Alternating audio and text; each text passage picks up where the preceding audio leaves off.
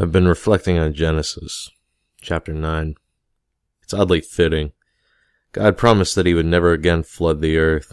The sign of his covenant was the rainbow. Light. It seems we humans are cursed with poetic irony. Without a God to flood our world, we flooded it ourselves. Not with water, but with the same sign of God's covenant, with light. And now that we, in our hubris, have done that which even the Almighty swore never to do, we have well and truly doomed ourselves. I guess we were always doomed, really. Oh, there were countermeasures in place, but they were a stall at best. Yggdrasil was firmly rooted, and nothing was going to change that. They all knew it. People are bad at staring oblivion in the face. I can only guess that one of the higher-ups panicked and started us down this miserable f***ing road. Oh, what the f***? I thought I turned off that f***ing sensor. It's so f***ing stupid. Why are audio logs all automatically censored, but their transcripts aren't? How the f*** does that make sense? It's all this f***ing bureaucracy. That's what ended up f***ing us over, really. If there had just been more inter-department communication, at least someone would have realized what a f***ing mistake this whole thing was.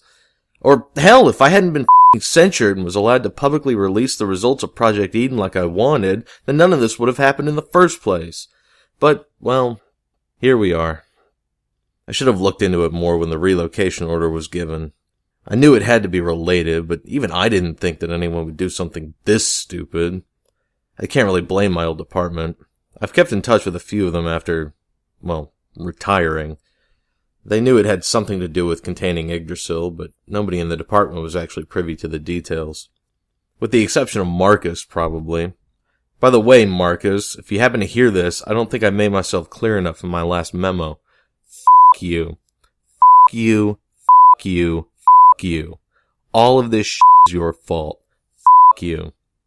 Did you get that through the bleeps, ass?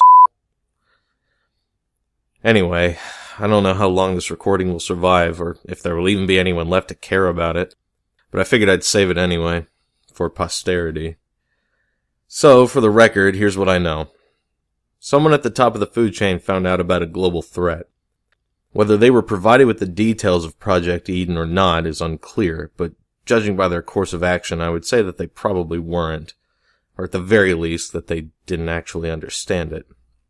All they knew was that there was an alien life form on the planet, and it propagated like a parasite, infecting other living things. So, what was the solution? Kill every living thing on the planet.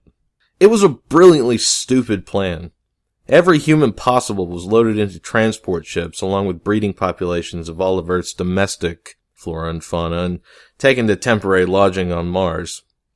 It was a monumental undertaking that was sold to the public as a re-terraforming project.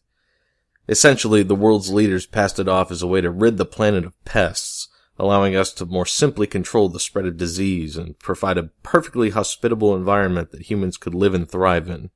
A veritable Garden of Eden. It was all a load of bullshit, of course. The real reason for the mission was to kill Yggdrasil, or, at the very least, slow it down a great deal and allow us to contain it. But that's what's so f***ing stupid about all this. If they had just talked to someone about it, they would have realized what a f***ing terrible idea it was to try and kill Yggdrasil with radiation. But that's what they did. In one brilliant invisible flash, the entire Earth was flooded with ionizing gamma radiation. It was just enough to kill every macroscopic organism on Earth. I suppose they planned to wait until the surviving bacteria had consumed the carcasses, then cook the Earth with some lower energy radiation to kill the bacteria. They didn't make it that far. I only got one look at Earth through one of UNSA's telescopes, courtesy of an ex-colleague. Our little blue ball has a distinctly green hue to it now. I'm sure Yggdrasil has covered most of the planet's surface, and I can only guess that it's dipped its roots into the ocean as well. So that's it for Earth. We don't have the resources to survive indefinitely on Mars, so I guess that's it for humanity, too.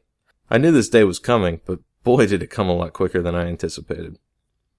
Anyway, I've stolen a small transmitter and I've tapped into the FTL communications relay on Europa, so I'll be broadcasting this all over the galaxy.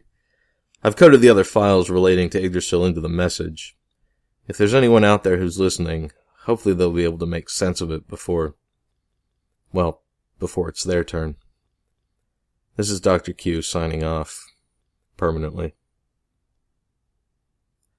Oh, and f*** you, Marcus. Seriously, f*** you.